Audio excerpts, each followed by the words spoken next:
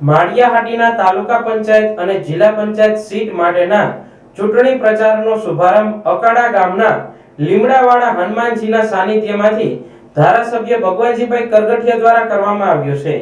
ધારાસભ્ય ભગવાનજીભાઈ કરગઠિયા સાથે ભાજપના ઉમેદવારો, આગેવાનો અને કાર્યકરો જોડાયા હતા। આ ચૂંટણી પ્રચાર પ્રવાસ દરમિયાન ભગવાનજીભાઈ કરગઠિયાએ ભાજપના વિકાસલક્ષી કામો વર્ણવી ભાજપની તરફે મતદાન કરવા જણાવ્યું હતું।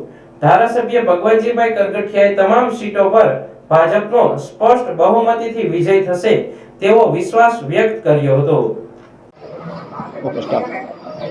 આગામી તાલુકા પંચાયત અને જિલ્લા પંચાયતની ચૂંટણીને અનુસંધાને માળિયા તાલુકાનો આજનો અમારો પ્રવાસ કાર્યક્રમ ચાલુ થયો છે।